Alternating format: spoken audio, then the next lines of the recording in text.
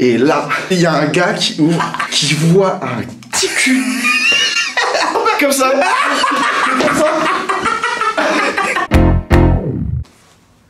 C'est nous. Là, on a un petit marchepied parce qu'il est trop petit par rapport à moi. Vas-y, s'il te plaît. Ah non, ça, tu peux monter dessus?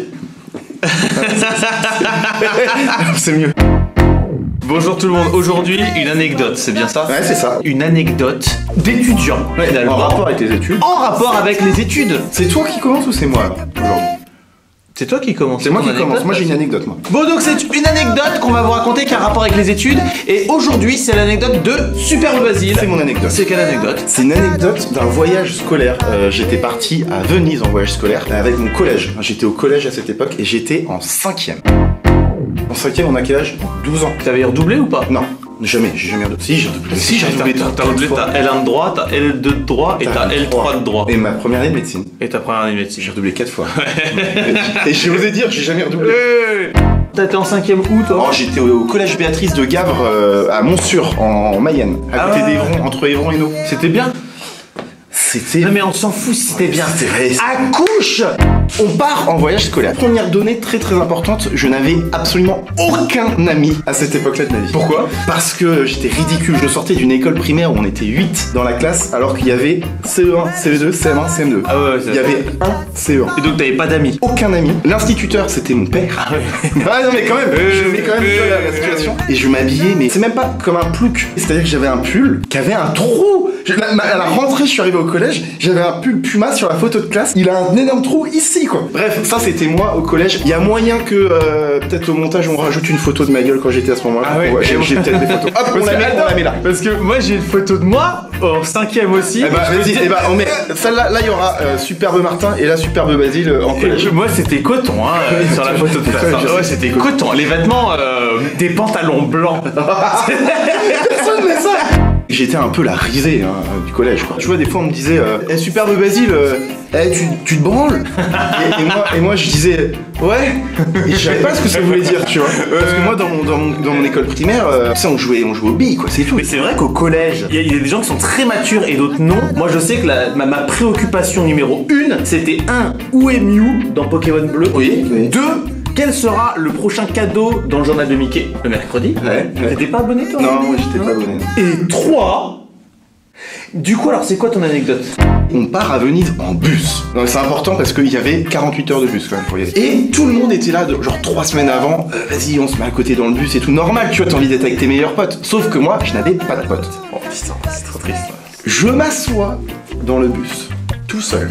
Et tous les gens de ma classe cool et tout, ils se mettent ensemble, gna gna. Alors évidemment, t'as ceux qui pètent la classe qui étaient dans le fond du bus. Logique, tu vois, le fond du bus, ça pète la classe. Et moi, il y a une petite voix qui arrive et qui fait excuse-moi, Superbe Basile, ça te dérange pas si je me mets à côté de toi? Qui c'est? Cindy. Tu dis son nom de famille? Ouais, non, bah non, j'avoue. Ben il y a eu, heureusement que j'ai mis un bip sur le nom. Ouais. Cindy, si tu me regardes... Ah ouais, une jolie, c'est juste... La bombasse de la classe. Une des bombasses du collège, mais juste... Du collège. Ouais, mais aussi une meuf qui avait redoublé 3 fois, qui était en 4ème, elle avait 15 ans, et elle sortait avec un mec de 18 ans, un peu... c'est genre un mec de 18 ans qui sort avec une... Oui. Pas ouf, tu vois, qui attendait devant le collège avec sa 50, tu sais. Il avait 50. 50 débridés. Il chevauchait une motocyclette allant jusqu'à 50 km/h.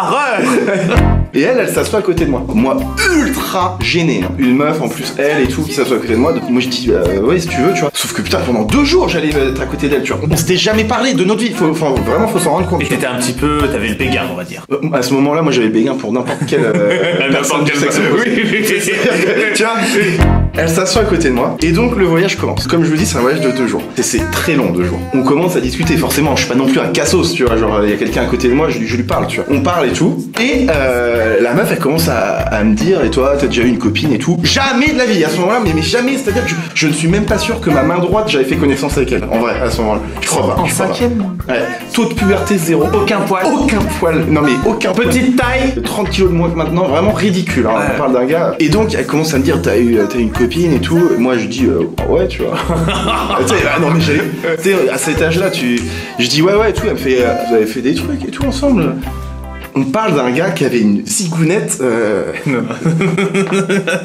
comme ça, tu vois. T'avais un tout petit kiki à Comme ça. C'était tout Non, comme ça. Et là...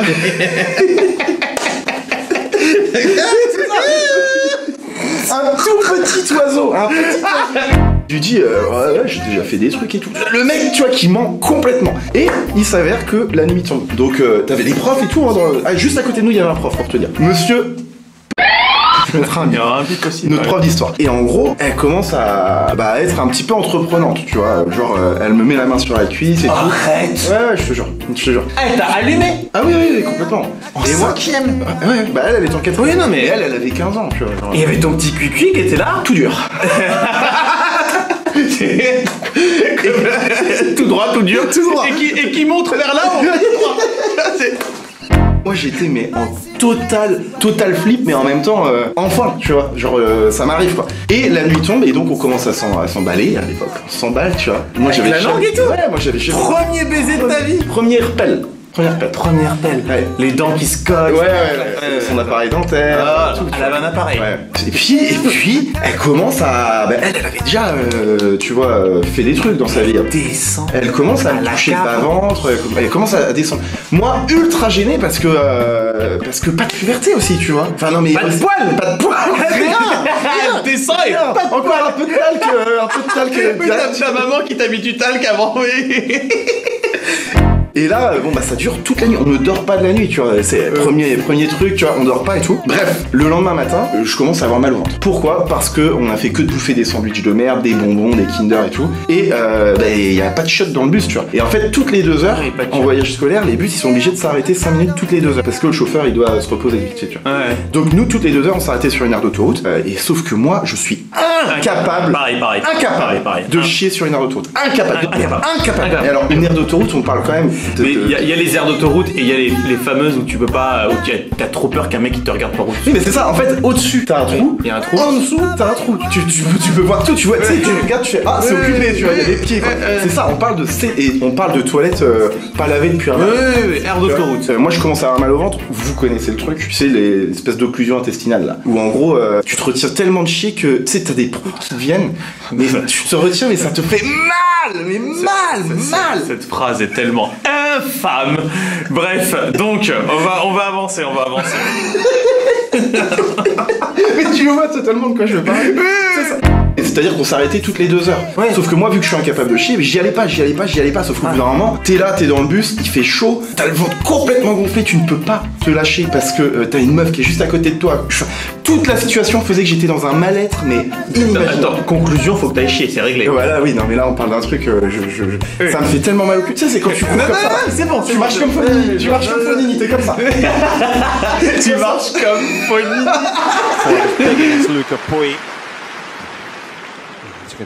La blague de tennisman famille. J'avais vraiment trop mal au cul et tout. Et je me dis, et tu sais quoi, base, rien à foutre. La prochaine arrêt sur l'aire d'autoroute, je filoche, tu vois, je cours, je vais au shot. De toute façon, on a 5 minutes à chaque fois. Je cours et rien à foutre des gens qui m'entourent et tout. Parce que là, je suis trop mal. Tu fais ton forfait, t'y vas quoi. Ouais, complètement, tu vois, complètement. Et en plus, il y a une femme qui est en jeu, hein. Oui, mais c'est ça le plus important. Tu vois. Si j'avais été tout seul dans le bus, j'aurais juste pété quoi. À la rigueur, tu m'aurais fait oh bah dis donc, tu vois, c'est pas très grave, tu vois. Je ne pouvais pas, tu vois. Elle avait la main dans. Mais non, c'est bon. Je cours. Tu cours comme Fonini. Je cours comme.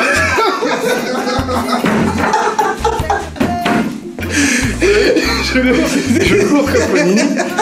J'arrive dans les toilettes comme ça, j'ouvre, j'enlève mon pantalon, je m'assois, et là, tu sais, quand tu gardes souvent, t'as ça fait de l'air qui sort, et ça fait... C'est énorme bruit alors. Ça part comme ça. Et tout part, mais on parle... C'était pas propre, quoi. Enfin, voilà, on va pas, tu vois, mais vraiment une explosion de saveur. Tout part, et là, je suis là, c'est bon, tu vois, je peux me projeter dans mon avenir. Ça y est, j'ai un avenir finalement, tu vois. Puis tu sais, je prends comme ça le PQ, comme ça, et il y en a pas. Pas de PQ. Pas de PQ. Là, il s'est passé le truc le plus gênant de ma vie. Qu'est-ce qui s'est passé, à ton avis? t'as remonté ta culotte, et il y en avait forcément dans le fond. Impossible de garder, il y en avait trop, c'était pas imperfect. Et il y a quelqu'un qui, je le rappelle, met sa main assez...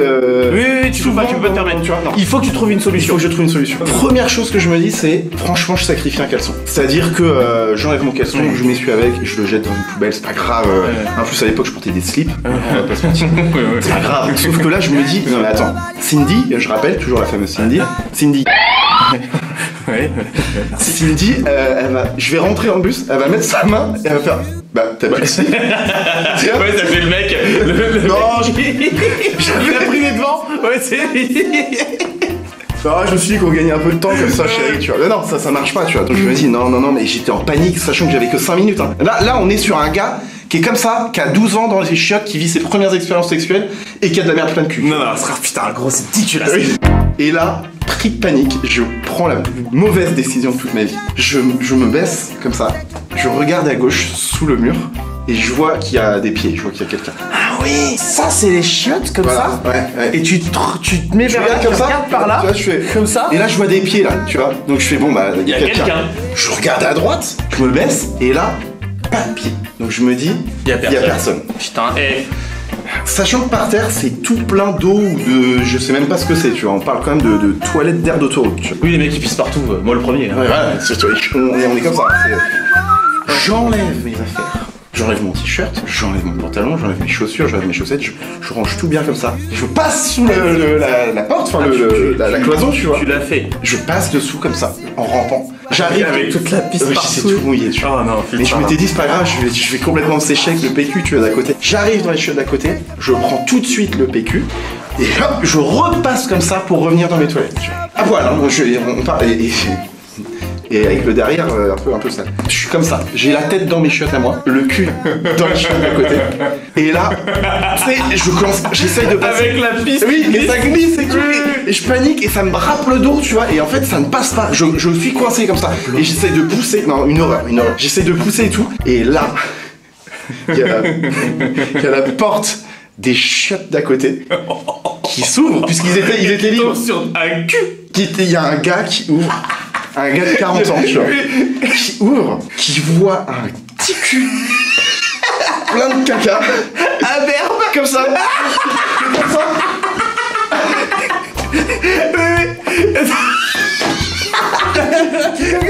Comme ça, comme un crapaud qui bouge les jambes pour essayer de passer, mais ça glisse sur la piste par terre, comme ça. C'est ça. Et le gars, il me dit, bah, vous avez besoin d'aide? Et je le voyais pas, moi, le gars, puisque j'avais la tête de l'autre. Vous voulez un coup de main, monsieur? Vous voulez un coup de main? Et je dis, oui, s'il vous plaît. Et il fait, bah, pas de soucis. Il m'a poussé par les pieds et le cul, comme ça. Oh non. Il m'a poussé comme ça. Et je suis passé dans mes chiottes, je me suis essuyé, j'étais tout trempé, je me suis rhabillé, j'ai couru, je suis rentré dans le bus, je me suis assis, mais j'avais vécu le moment le pire de ma vie. Mais ce que je me dis, c'est que le gars, il est rentré de la Renault Nevada Break avec sa famille, il a dit oh chérie. Tu sais pas ce qui m'est arrivé. Il y a un mec avec le cul bloqué entre les deux chiottes. Concrètement, parce que qu'on comprenne bien, t'étais bloqué le corps entre les deux chiottes, en dessous les deux, le tronc devant, le cul derrière. Et j'étais comme, je paniquais comme ça. À quoi tu pensais à ce moment précis? C'est important, je te jure, faut que tu répondes. Et ce moment précis, en fait, tu ne penses plus à rien, c'est sous adrénaline. C'est comme si t'es en train de mourir. Ouais, c'est ça. Le seul objectif de ta vie, c'est de passer cette foutue cloison. Parce que t'es dans un état, mais t'es fébrile là, à ce moment-là. C'est vraiment. T'as des bouffées de chaleur. Et en fait, tout ce que tu fais à ce moment-là, ça n'a plus aucun sens. C'est complètement con. C'est pas la bonne solution, en fait. Parce que là, moi, ça m'est réarrivé un truc comme ça de pas avoir de PQ sur une aire d'autoroute, notamment. Ouais. Ça m'est réarrivé là, il y a quoi, il y a 4 mois, tu vois. Donc j'avais 25 ans. J'ai juste dit. J'ai tapé sur le truc à côté, j'ai fait excusez-moi, vous avez du PQ, il n'y en a plus ici. Le mec qui me l'a passé par c'est mature. C'est voilà. Conclusion. La morale de cette histoire, c'est que la maturité, c'est savoir demander de l'aide quand on en a besoin et ne pas rester dans sa merde. Oh.